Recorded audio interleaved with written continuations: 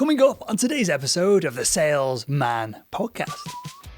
It is great if you can close 10 deals instead of a mega deals. What we see in the research, or what we saw in the research, is that you actually tend to sign a mega deal out of a existing deal. So it's very, very seldom that you go in and sign a mega deal the first thing you do. To become a big B2B enterprise company, you can't do it without doing mega deals. Hello Sales Nation, my name is Will Barron and I'm the host of the Salesman podcast, the world's most downloaded B2B sales show. On today's episode, we have two legends. This is an incredible episode. We have David Klättborg and we have Bora Brännström from MEGADEAL Advisory, which you can find over at megadeals.com. And that's exactly what we're getting into on today's episode of the show. How to close a mega deal. 1, what it is, we define it. 2, who you need on board. And then 3, how you can qualify and start to move down this process of closing mega deals. Everything that we talk about, including the book, is available in the show notes over at salesman.org. And with that, let's jump right in. Today's topic, we're going to go a few steps further than we ever have done in the past, and we're going to talk about how to close not just any deal, but a mega deal. So just to tee up the conversation, and we'll see where we go from here, but just to sell the audience on this idea of closing mega deals, why would I want to close one mega deal over 10 smaller ones? What is the benefit of going down this route and this approach? Well, I mean, it is great if you can close 10 deals instead of a mega deals. What we see in the research, or what we saw in the research, is that you actually tend to sign a mega deal out of a existing deal. So it's very, very seldom that you go in and sign a mega deal the first thing you do. So start with 10 and then grow from there. And, a lot of people talk about cross-selling, etc. But you often find the opportunities to do a mega deals within the accounts you actually have by growing them. Also, it's very important since, in the research, we saw that 1% of the deals could actually stand for 80, 90% of the revenue and the profit. So the importance of these deals are massive. So you don't want to lose one of those accounts as well. Sure. You want to add anything to that? Yeah, just to add to that, I mean, it's quite amazing when you think about it, but mega deals is the second largest monetary flow in the world. And you're like, what? So M&As, right? M&As, mergers, acquisitions, are the largest monetary flow in the world. Mega deals is the second largest monetary flow in the world. So to David's point, when we looked at all these Fortune 500 companies, it was only just really a handful of a small number of accounts that stood for a big volume of the business, right? So it's really the kind of the holy grail of your business. And the sorry, I lost my train of thought. Hold on. Rainmaker. No. I completely lost my train of thought. Sorry, Will. Sorry, let me ask you this, David, just to clarify on that last point, because I think this might blow people's minds as well. Is that one mega deal is 80 or 90% of one sales rep's revenue that they generate, or is it one mega deal could be 89% of the revenue of an organization? Right. So, I mean, some of the scale-ups that we meet on a regular basis, they can have like one account or 2, 3 accounts that stands for 80, 90% of their total revenue. So that's the importance of these big deals. So imagine signing another one of those, right? Mm-hmm. And how much faster you scale. And that has a huge impact on the valuation of the company as well. So one of these mega deals could actually, double the revenue, and it could actually, triple or 5x the valuation in the end. Yeah, and I just remember, you just triggered what I was going to say. You're right, and it's so it is the business. If we look at one of the biggest Swedish companies, it's a well-known brand, but I think it's 16 or 17 accounts stand for over 80% of the volume, and it's one of the biggest Swedish companies. And we saw the same trend across the Fortune 500 companies that we looked at, right? So to David's point, it makes a huge difference. The other thing that an hypothesis that we've come to, we don't have enough data to say it is like this, but we haven't seen anything contradictory yet. To become a big B2B enterprise company, you can't do it without doing mega deals, right? And we were interviewing a gentleman called Mark Ogden who built Alequa. You might know the company. He was first in the world with sales and marketing automation. He sold it to Oracle for $800 million. And his point was that, when you get... I found it Mark Organ. Mark Organ, what did I say? Ogden. Oh, sorry, Mark Organ, excuse me. Tom. So I'll just say that again. So we were talking to Mark Organ, who started Alequa, and first with sales and marketing automation, sold it to Oracle for $800 million.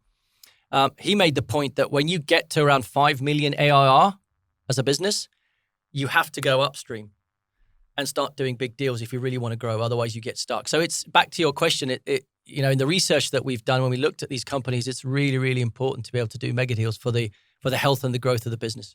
And I just wanted to give the audience a bit more context on this, right? Because you're not just doing a mega deal and hitting your sales quota as an individual contributor, as a salesperson, and getting a pat on the back and well done. You're probably off speaking with the board members and sitting with your CEO and getting promotions, right? This isn't just you do your deal and you've hit your quota for the year. This is, especially if you can then manage the account and if you're at the top of the food chain in your organization with regards to that, this is something that could be your whole career could be based around, right?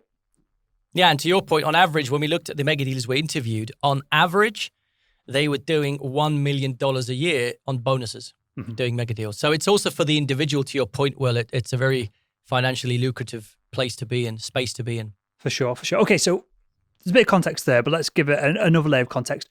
Is there a set of key definitions that make up what a mega deal is? Is it just the biggest deal your organization has ever done, or is there other criteria that kind of locks it into that mega deal category?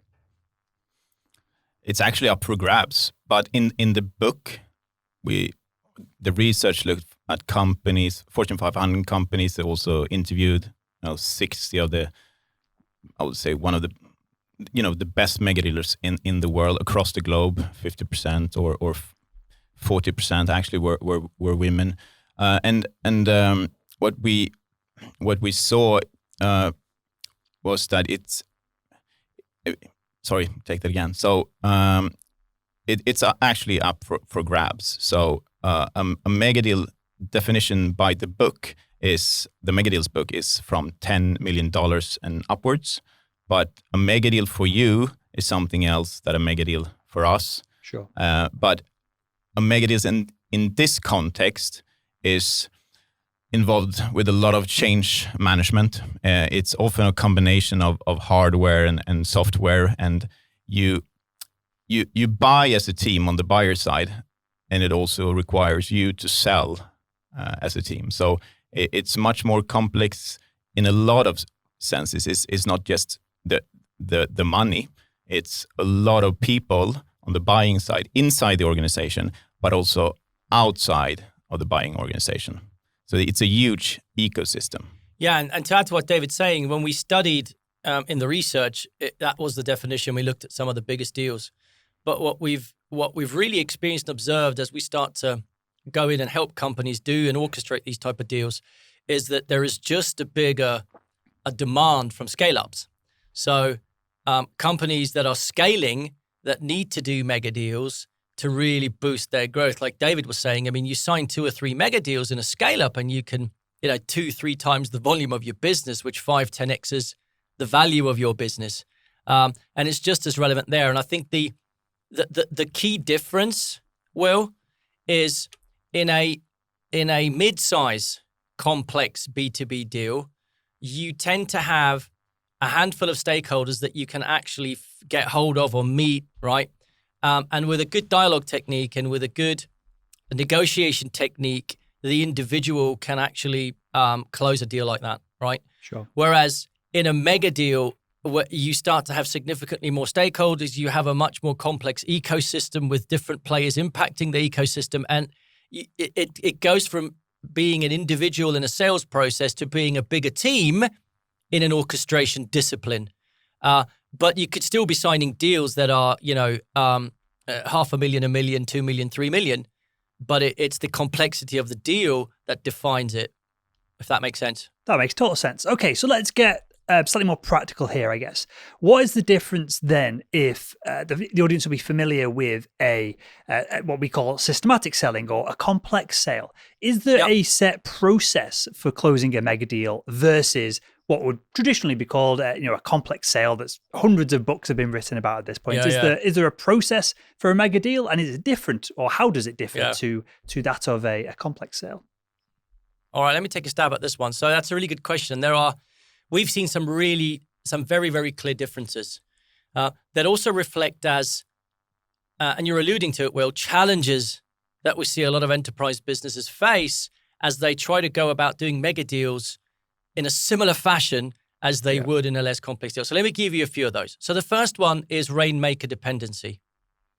All right. So in the research we did, we saw that these mega deals were done by one or two in a scale up, for example, a CEO and someone else, right?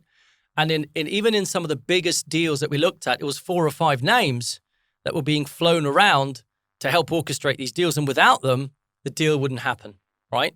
So that's one. The second thing that then generates, the second difference is that the point I made previously, which is being too dependent on too few stakeholders, right? So as I said previously, in a mid-sized deal, it's enough with 1 or 2 and you drive that deal yourself. But as the deal gets more complex, it could be 10, 15, 20, 50, 200, 300 stakeholders that you need to influence, right? And you go away from being individual salesperson dependent and going from a sales process to more of an orchestration discipline, right? And the ecosystem significantly grows. So all of a sudden you have players outside of the organization that you're trying to close that also impacts the deal. Politicians, suppliers, third-party consultants, etc. Right? So first you've got rainmaker dependency. Secondly, going from very few stakeholders to a much broader ecosystem. Now, to organize and to be able to orchestrate, you need to go from selling to orchestrating. This leads to the next challenge, Will, right? And the big difference is that to be orchestrators, right, you then need to work as one big team, right? So it goes from individual to these rainmakers being orchestrating the ecosystem in their own organization, the ecosystem in the customer's organization, et cetera, et cetera. And to be able to do this, they can't do it alone. So this is where marketing becomes extremely important in a mega deal, because what we see today, unfortunately, is that marketing and sales in many organizations are working in silos. So marketing tends to be more of a leads generator. They hand it over, to a salesperson, then goes and does a sale. In a mega deal, that does not work, Will, right? So marketing is imagine like air support, right? Flying over the deal, and you've got these rainmakers as troops, right? And they're dropping these kind of bombs is a bad analogy, but what they're doing is they're doing 3 things. They're creating really good messaging, turning that into really good content, short videos, long videos, blogs, posts, etc., and then pushing it through different distribution tactics like social selling, IP targeting, retargeting, etc., and influencing that huge ecosystem, because one individual can't do it, right? And that leads us to I'll just make 2 more points around this, which is a big difference. So for sales and marketing need to work together to be able to orchestrate this, but even the whole organization needs to work together from product to finance and all that kind of stuff. But what then needs to happen is in what we call industrializing sales and marketing and scaling sales and marketing, right? Because as the rainmaker is orchestrating all these different stakeholders and marketing is supporting as air support, right? You then need to be able to scale your content in videos, right? That's being pushed out into this ecosystem. But you also need to, the repetitive tasks that a salesperson does in explaining the value proposition over and over again, in explaining how to implement, bringing in the IT person and bringing in compliance, that's come into the meeting for the 500th time, rolling their eyes because they hate these meetings. You can turn them into short videos. So just to summarize, it's a long answer, but it's a really good question, Will, because it's really rainmaker dependency, right? So how do you scale the rainmaker? Secondly, going from few stakeholders to a significantly larger stakeholder, moving from selling to orchestrating, right? That puts pressure on marketing and sales to work significantly tighter as kind of airs and ground support, right?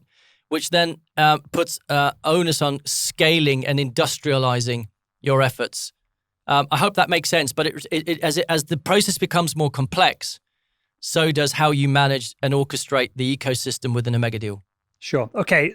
About 15 questions to come from this. First one, if we're going to kind of start with the foundational elements of this, of how it's built and how it's led.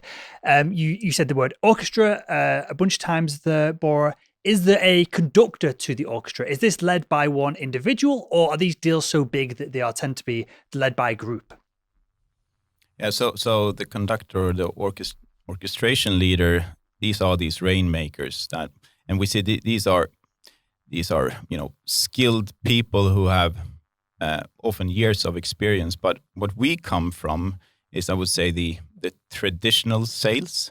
So both Bora and I been rainmakers, but I would say in the old world. So when we were interviewed for the book, we were kind of blown away because we never been able to articulate how we did it. So it was the first time that we actually got an instruction how the Serena Williams or Wayne Gretzky's or Zlatans of the world actually do it.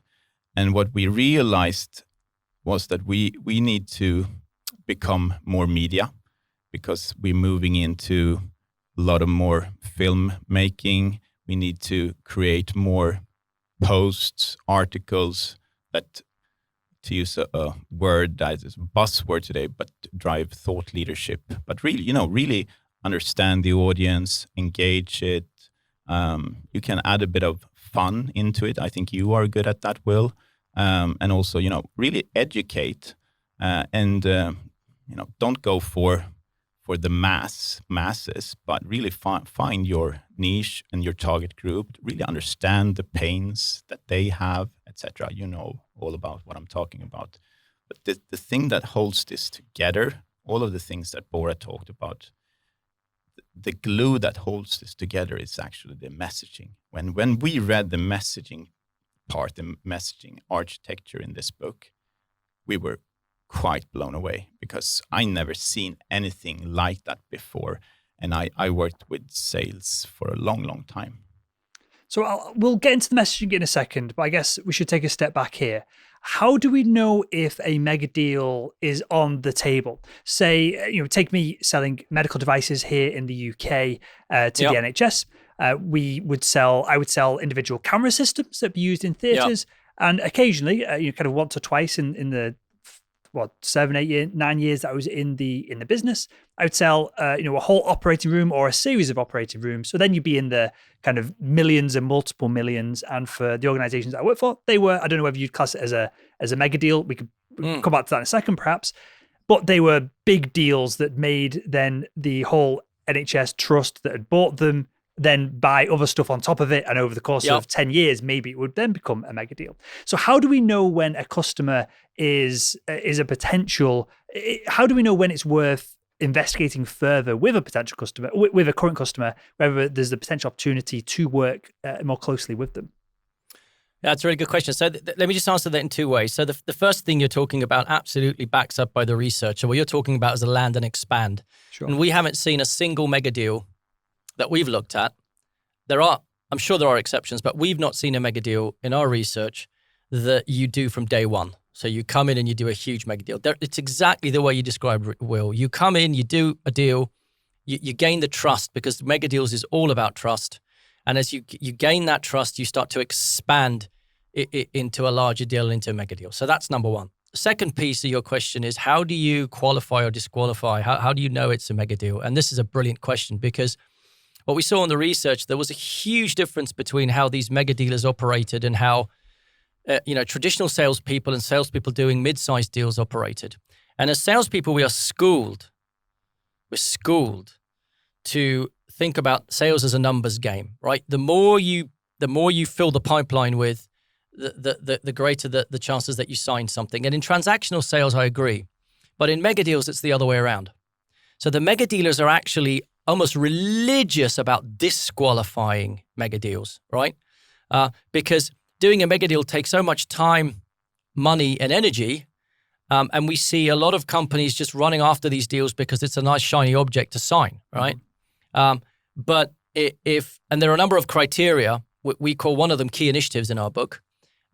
If they don't fill some of these criteria, the mega deal won't happen. So these mega deals actually go in with a disqualification mindset. They're trying to eject themselves from a deal because they know that they go for fewer deals, but they increase the chances and likelihood of signing the deal. So win rates go up. What would be an example then, Bora, of one of these criteria or a trigger event that would trigger then the salesperson to go, hey, there's an opportunity here, as opposed to waiting for the buyer to say, hey, this is great and we would like to work with you further? So key initiatives is the one we talk about in the book. It's one of the 5 cornerstones. And what we saw in the research was that if in a mega deal, if what you're selling doesn't align to and support the buyer in achieving one of their key initiatives, so one of their, top strategic priorities, big bets, whatever you call them, the mega deal won't happen. Because it's in those key initiatives where the money and the resources is invested for the bigger deals. So one of the quickest thing, and I think one of the, as a business that you can start implementing tomorrow, start to understand that obviously the business that you're going after, but what key initiatives do they have? And is what you're selling as a mega deal helping them achieve one of those? If not, eject. If yes, well, that's the first trigger to move on. And very practically, tell me if I'm wrong here, but it seems like we could just go into our CRM, find our top 10, 15 customers, whatever the numbers are, look on the homepages, go over, if they're a public company, any shareholders' notes, come up with a list of key initiatives, and then just have them in the CRM, perhaps on an important document or a page, and then we should just be maybe every quarter or so, just having a flick through to see if they've changed and to see if our product or service can help with them. Am I on the right tracks with this? Definitely. And you can have this in a even more strict way. So one approach is to have like a dragon's den. So you have maybe the head of sales, head of marketing, maybe even the CEO, depending on how big this company is. And you come with your different prospects or customers and say they have just this key initiative or they changed this key initiative into this, and I think we have a go ahead here. This is an opportunity, and then the dragons say yes or no, and when you say yes, you double down on them and add their support with all the different tactics like ABM, retargeting, enterprise social selling, and all the other tactics. So you really, focus as one team on those specific accounts. So it's really about, to Bora's point, disqualification is about saying no. Say no to maybe 90%, maybe 80%, to have a bigger yes to the ones that you're really going after.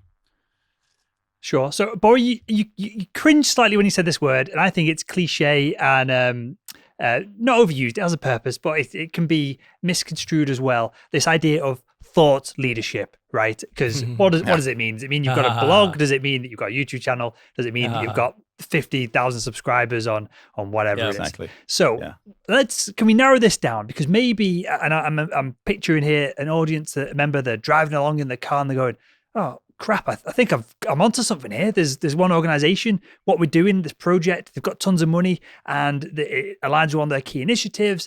My sales, the managing director of the company has given me a pat on the shoulder for just getting in the door. What does this individual need to do from a perspective of their own individual thought leadership to get them to a position where they are then, I guess, able to have these conversations without being looked down on as just a pesky salesperson trying to claw more cash out of the customer? What do they need to do to position themselves as an expert that a large organization would want to deal with?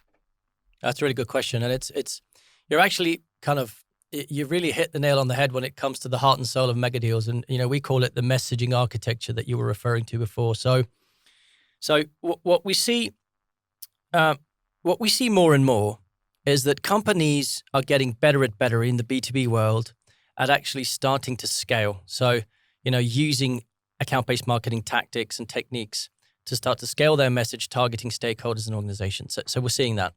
But where I think they're a little bit behind still is the message and the content that they're scaling, right? So to your point, Will, the message and the content is still very much around the benefits and features of their products. Me, buy from me, right? And the problem with that is twofold. The first is you don't differentiate yourself because most of the competition is pretty much saying the same thing. So the client's there going, okay, what is the difference between all these competitors? Yeah. And the second thing is you then end up differentiating on price, and we know what that does for margins. But what we see the best mega dealers do is they follow a complete different framework, what we call the messaging architecture, and it's split into three sections. The first we call the fundamental messaging. Now, the fundamental messaging gets a customer from, I don't know who you are, to I'm engaged and I want to buy. But we all know, Will, I've been there. I'm sure you've been there. We've had customers saying, I want to buy, and then we lose them, right? Sure. So the next part of the messaging we call deal closing messaging, and it takes the customer from I want to buy to I want to sign. All right. And then we have the third part of the messaging, which is orientational messaging, which draws a much broader audience to take notice of you, your business, and whatever you're selling. Now, so what this does, it rather than talking about the benefits and features of your product, you're actually educating, challenging, and entertaining your audience. So we don't have time to talk about all of it in this session, but I'll give you a little snippet. So the fundamental messaging, rather than going in and talking directly about the benefits and features of your products, some of the better mega dealers and companies look at the macro environment that your client's in, what's going on, and describe that macro environment and the change going on in that environment, and explains the change drivers and why they need to make a change. Because if they don't need to change, then why would they want to buy something different?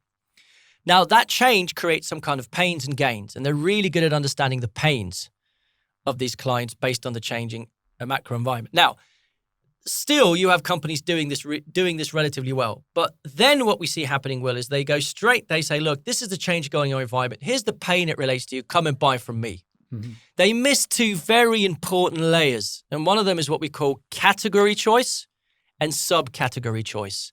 So just because your client needs to make a change because of a pain, it doesn't mean they're going to buy from you. They've got different categories of options that they could go down, right? And then they have different subcategories of options they can go down. And they evaluate all these different options, right? So, should I do this, or should I do that, or should I do this? Should I go down this solution or that solution, right? And so what the messaging architecture does, it actually helps you paint a picture of the decision process that the client needs to go through from change driver pains down to category choices and subcategory choices before they even think about buying from you. And if you create really good content around the change drivers and pains, the category options and subcategory options, without even talking about you as a business or limiting that, you drive phenomenal thought leadership that engages your audience and helps them through the buying journey towards your category of solution that you're offering to solve that pain. I don't know if this is making any sense, but that's the one piece. Then the deal closing messaging, I'll just very briefly talk about. The first piece gets them engaged. But what we also see is there's a huge difference between getting a customer engaged, and as they get closer to buying, it's complete different content. It's much more around risk mitigation. So if I spend 5 million on this, what are the risks for me as a business? So you need to mitigate those risks. Or deep dives. I mean, if you're buying a house, the closer you get to buying the house, the more you want to know about the details of the house, right? It's the same thing in a big deal. So in the deal closing phase, you need to shift more towards risk mitigation, deep dives, referrals, how to, and all these kind of things. So I don't know if it's easy to explain in these 5-6 minutes, but if you do this really well, and we haven't even talked about orientational yet, but if you do this really well, it diverts the conversation from talking about you as a vendor and much more around driving thought leadership around the decision journey and why they should go down that journey and buy from you, if that makes sense, Will. That makes total sense. One thing here, and tell me if you guys agree, because I'm doing some of this, but on a tiny scale, in that And there's a point to this that I'll come to in a second, but it seems like a lot of work, right, to put all this together. And tell me again if I'm right or wrong. It seems like the further you go down this process, the more in depth the content has got to be. Perhaps you start off with a series of YouTube videos outlining the problems or changes in the marketplace. By the far end of this, it's reports or books or coming on site and consulting and things like that, right? So with all that said, I'll ask you this, David. How does this scale from a perspective of once we've done all the work once, can we do this again using a lot of the same content with other mega deals? Is this just something that we do once and have to start again every time, or can some of this be reused? That's a great question, and the answer, it can be reduced. It can be reused. Not reduced, but reused, definitely. Some parts of it you need to actually change, but not all of it. So typically, when we help our clients, we see that the change drivers on top that Bora described, if you like, on top of the tree, change driver are often pretty much the same. The categories can also be pretty much the same, or the subcategories as well. But you need then also to refine into that specific customer. So there will be changes, but a lot of it you can actually reuse. I can't give you a percentage, but it's not definite. It's not definitely like that. You do it for one customer and then you have to start all over again. It's not like that. You can reuse. It also depends on the industry, of course, Will. So, for example, if you're within a specific industry or a vertical, to David's point, there's a lot you can reuse, just tweaking slightly.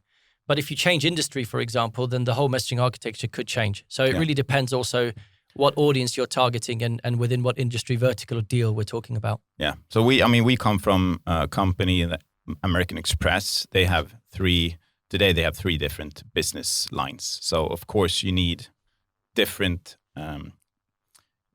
messaging for all those three, and you will also shift it depending on the customer you have in front of you. But yes, there's a lot of it that can be reused.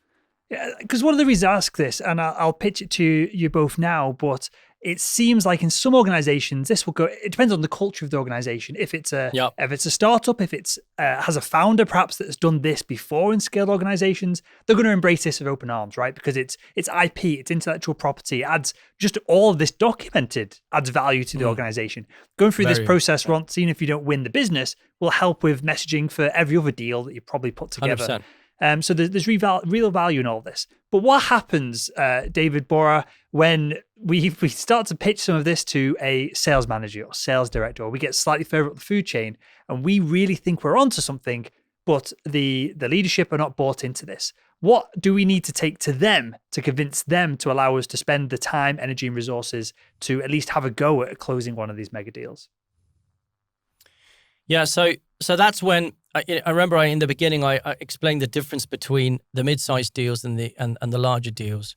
So what you're explaining now is you're expanding the ecosystem of influencers, right? And to your point, as you get into a mega deal, you've got different functions, different departments, senior management, etc., impacting. So this is when you need to start to scale your message. So how do you scale your message?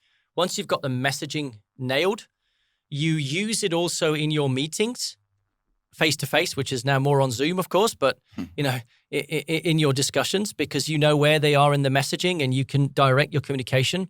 But to your point, if you start to then turn it into the content we talked about, whether it's a short video, a long video, a post, right? And then you start targeting the stakeholders that you've identified around in the ecosystem. So to your point, management would be in that ecosystem because you need to influence them. If you start to direct that content through social selling, through IP targeting, through retargeting, webinars or podcasts or whatever it is, right? Then you're starting to influence this ecosystem without actually physically being there or through digital means. So it's the combination, in a mega deal, it's the combination of the physical touch points, whether it's a meeting or a call or whatever, and the digital touch points of using these different distribution tactics and distributing the different parts of the message. And it's when you get that combination right, you're able to orchestrate. I can also add the importance of a broad entry. So, good point. sometimes I did the mistake back in the days that I focused too much, let's say, on the CFO.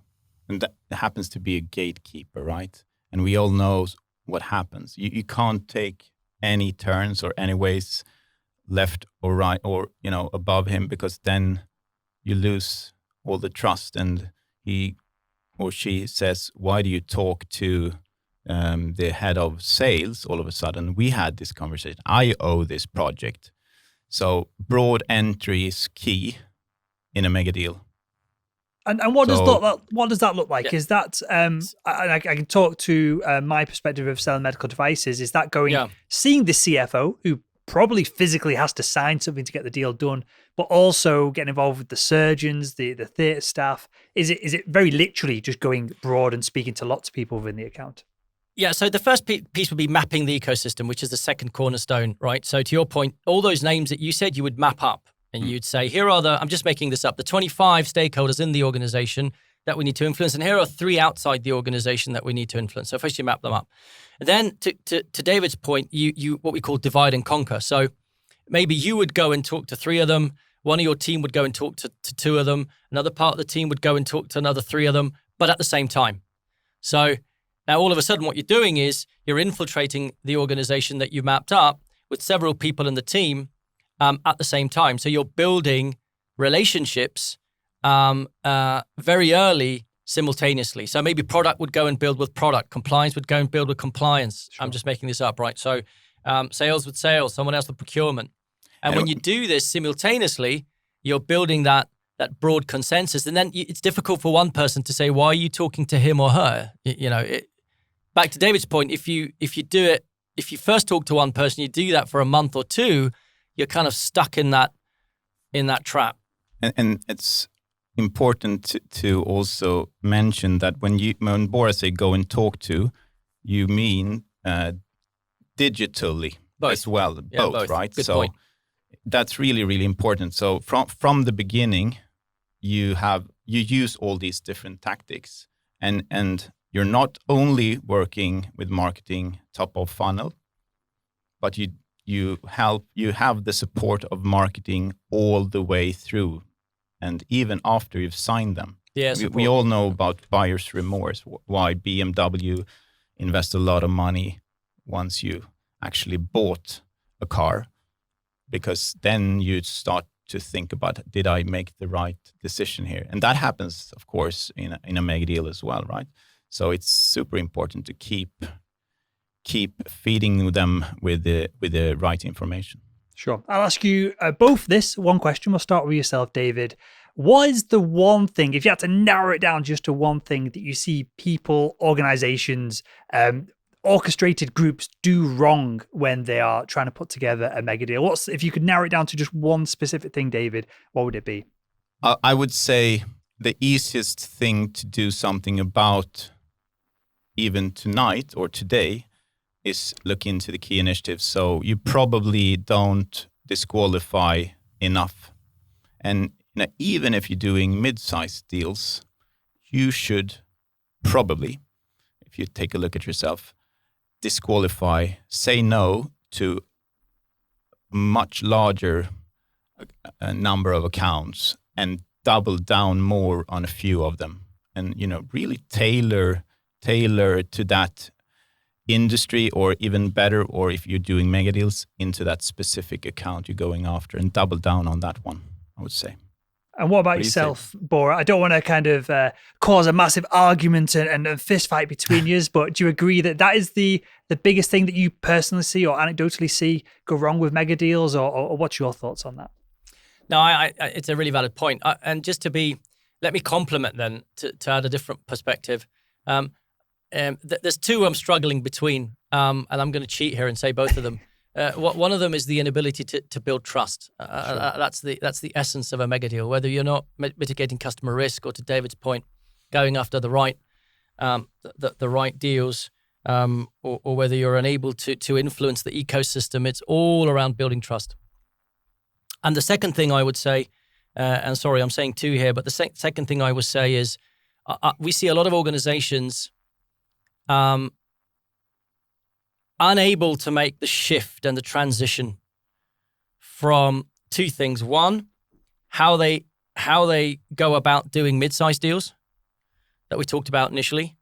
And secondly, transitioning to what David was saying earlier, to be going from being more analog to more media. So going from the kind of physical presence to combining it with the digital presence. So I would say those two. It's the inability to build trust. And the second one is making that transition to kind of the mega deal space. And when you say trust, the answer's undoubtedly both, right? But is it trust of a brand? You know, I can trust Red Bull or Coca-Cola, or is it trust of the individual that, you know, I've listened to David, I've listened to Bora, I've heard your quote unquote thought leadership, I've listened to them on a bunch of podcasts, I've read the book, and I trust them as an individual person. Which one is most impactful in a mega deal? You or me?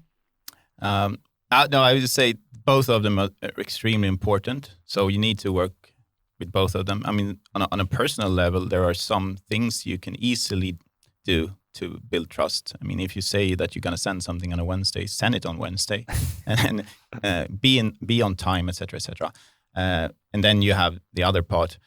And when Bora talks about, you know, building trust, I immediately start to think about two things. The one is that we tend to talk too much about ourselves, our product benefits and features. So as Bora said, we're schooled to talk about these things, and we forget about how they are viewing us and what risks, even if there are just perceived risks, but there are a lot of risks in doing these kind of big deals. And in a mega deal, and if you're a smaller, not that well-known brand, how do you come across as, trustworthy? It's not by telling how great you are. It's really understand what they are thinking about you. So there's a great saying, you never get fired from buying from IBM, right? Mm-hmm. And that's just because of this, because we are our brains are very, very old. We haven't changed that much. So, you know, back to Kahneman, think fast and slow, and loss aversion, we are 2.5 times more, how do you say it? Likely to move away from pain to move away from that pain or risk than going after, you know, opportunity and pleasure and the upside. So we have to think about that when we sell or we market something. So how do you mitigate? And you can't mitigate everything, right? It's also important to understand. So I can mitigate this I can mitigate maybe to 50%, but we have to live with that risk.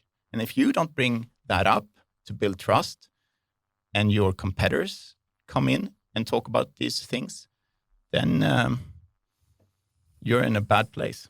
Yep, for sure. I love it. Well, I've anecdotally only ever worked for, just by fluke, I guess, more than anything else, the best medical device companies in the industries. And I've closed so many deals, David, just on the back of working for this company with a blue logo. Not really much more than that. And it's, as you described, in an acute situation where a surgeon has your endoscope or camera inside a physical, a real human being whose heart's beating on the table there.